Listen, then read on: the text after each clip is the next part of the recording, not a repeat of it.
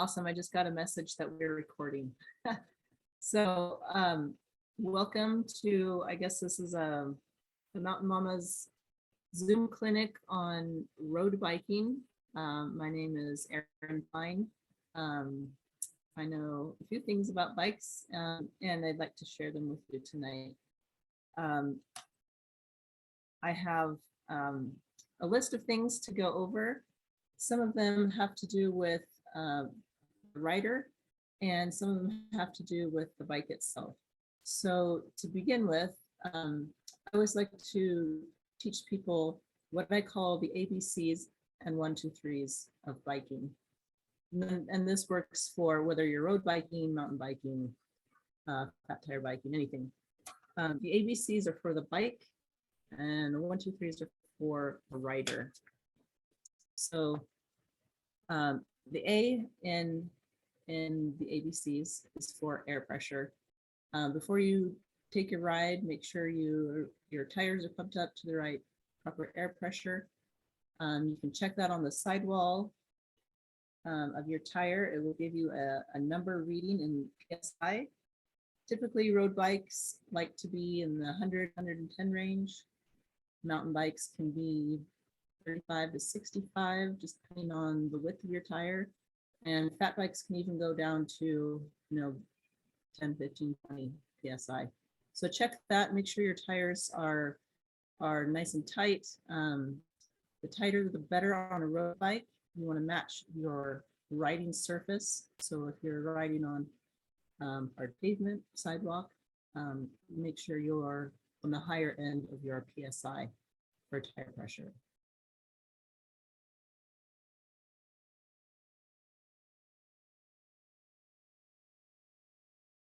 Bikes are set up with the rear brake controlled, the rear brake controlled with the right brake lever on your bike, and the left brake lever will control your front brakes.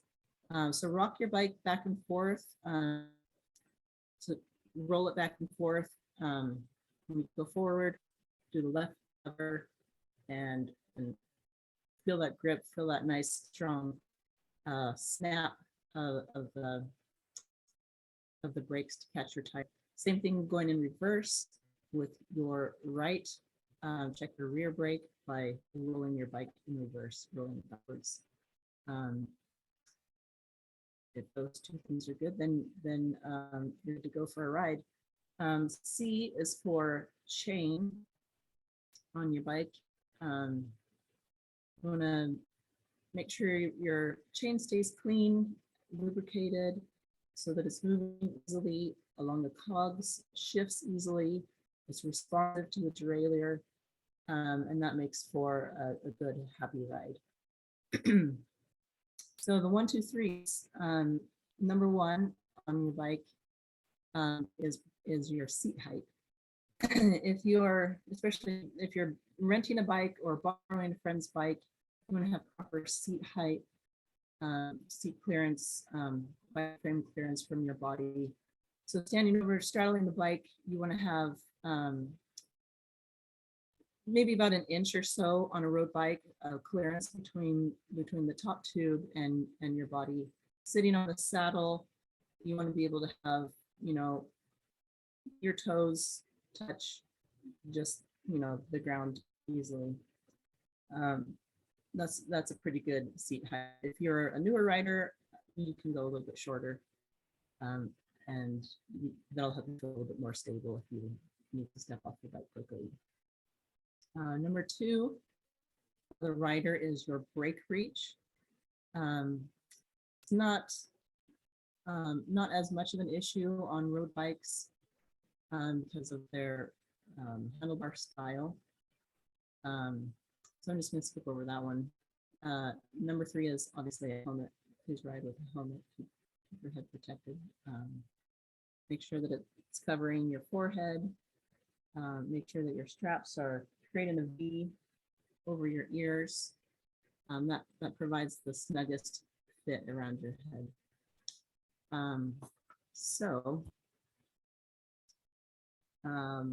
Now I'm going to talk about some your body position while you're riding on your bike, um, starting from the head, and I'll talk about the different body groups, moving down to your feet on the pedals. So when you're on the bike, you want your upper body to stay relaxed, your shoulders, your arms, your neck. You want to keep them loose. You want to stay light on the handlebars, so don't have a death grip on them. You'll wear out your muscles. You'll create a lot more stress in your upper body, and it actually is more difficult to turn your bike when you are gripping it hard. Keep it light. You know, even the light is the way to go. Won't be so uptight and tired after. Let's see what else I wrote down here. Utilize different hand positions on your handlebars while you're riding. Mix up. Use bars for climbing or for just easy strolling comfort. It's particularly useful when you're climbing because your hands will be, use my hands. Your hands will be in a position to help open up your chest for breathing. You can put them on the hoods, so your hands will be kind of like this, right?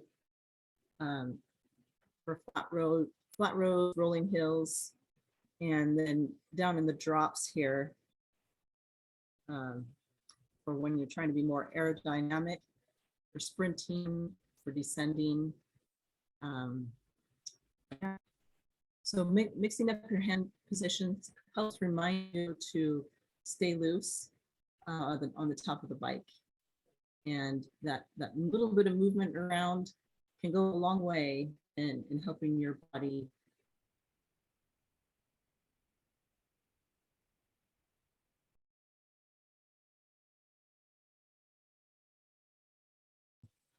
gloves. I would always wear gloves when I'm biking. One, protect your hands in case you have a fall, and two, they add just that much more cushion between your muscles and the handlebars. So it adds more comfort as you're riding too, and protects from stress, because that can happen. All right, we're gonna move down to your core. I like to tell people that all power in any movement on or off the bike can originate and should originate from your core. If you are relying just on your leg muscles, you're missing out on a lot of power. So use your core to stabilize your body on the bike. That is your primary source of contact with the bike. Let's see. Use it as the beginning of your pedal stroke. So I like to visually picture in my mind that my backbone is a brick wall that does not move. And as I send the power down into my legs, I'm pushing against my backbone. So I'm not hefting side to side on my bike. That's a waste of a lot of your energy. It's so inefficient. Use that core, dial it in, push from your backbone out, if that makes sense. Padded bike shorts make a difference. A lot of people are kind of turned off to biking because of the saddle. It is something that your body will get used to the more frequently you ride, but definitely bike shorts, padded bike shorts of some sort will definitely help your body adapt and just be happier in the long run. You can also stand on the pedals to to get yourself off the saddle and wiggle around, move around a little bit. Sometimes that feels nice to, so you're not always just on the seat there. My seat here has a hole kind of in the middle, up into the underside of me.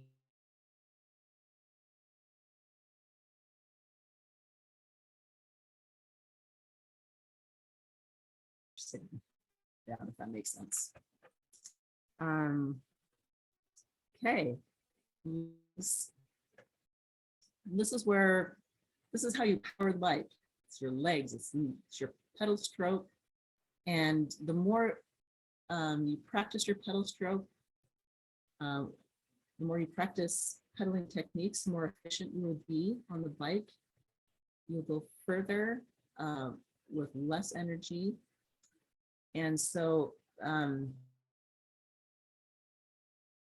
of the pedal stroke, there's a push phase and a phase. And I like to tell people to lead with their ankle. So you're pushing down and you're leading with your ankle, not your toes, not flat feet. Lead with your ankle, because what that's going to do is it's going to be able to start your pedal stroke earlier than if you were at a flat foot. And certainly a pointed down toe is just plain dangerous. Your foot's going to fly off of there. So when you're pushing down, it's kind of like you're scraping mud off the bottom of your shoe. In your pull phase, it's kind of like you're dipping your toe out of the water, because you're always leading with your ankle.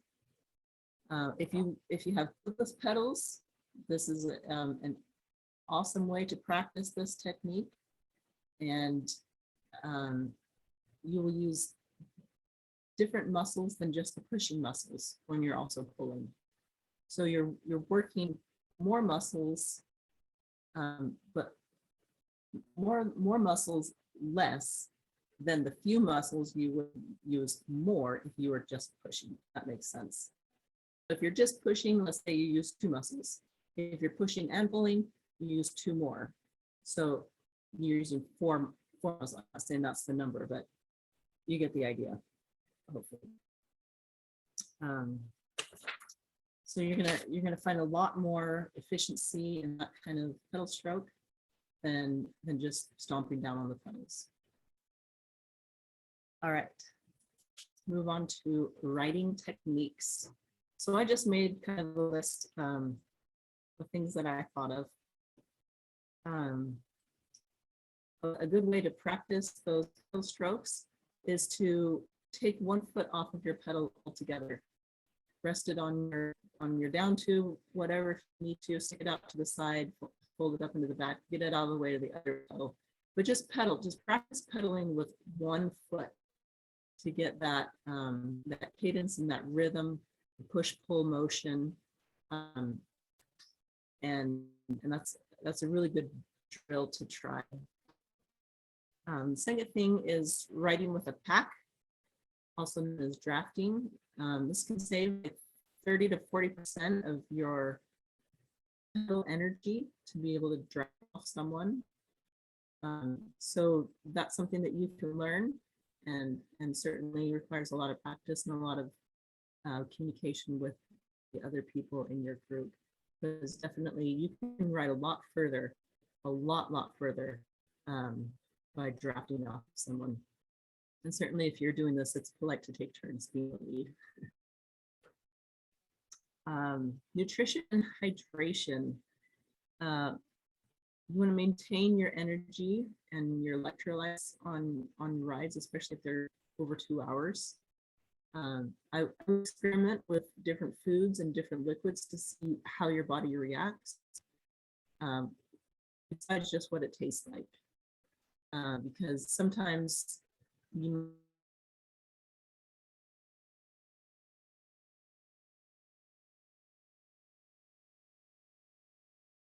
so ride your bike, and test out different things to see what works. Don't just try them in the store, try them at home and say, oh, this is, I'll try this.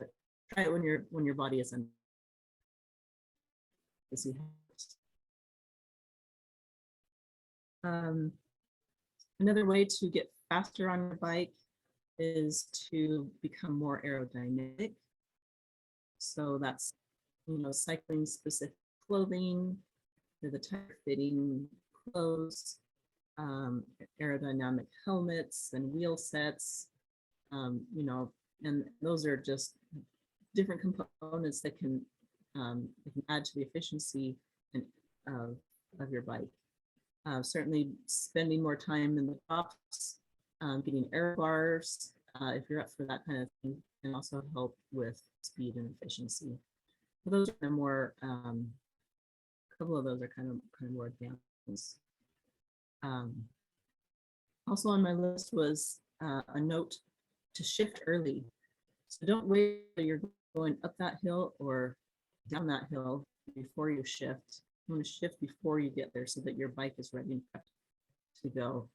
Don't grind on the pedals when you're shifting. So that means you're not putting your full power into that pedal stroke. At the same time, you're trying to change gears, because that derailleur is going to be under a lot of stress with the chain.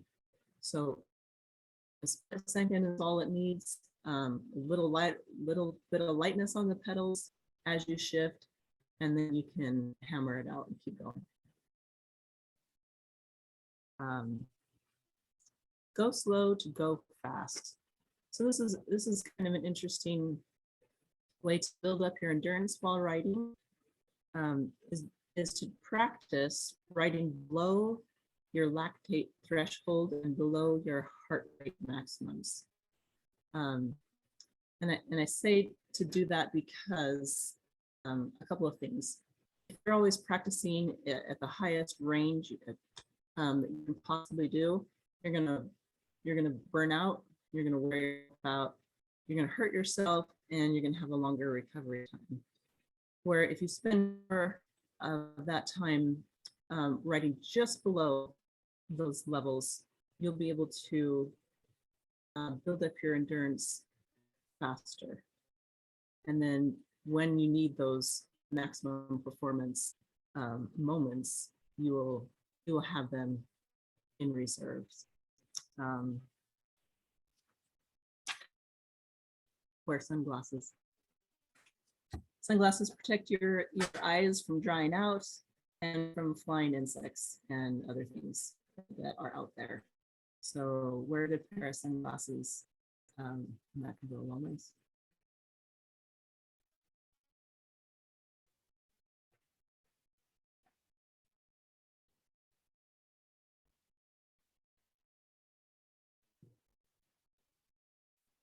Awesome. No questions. You're fantastic.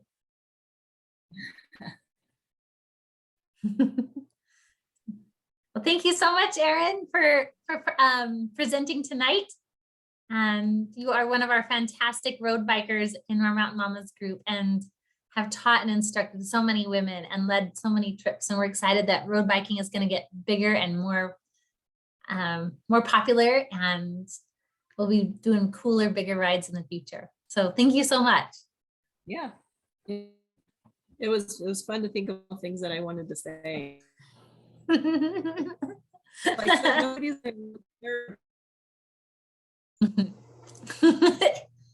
All right.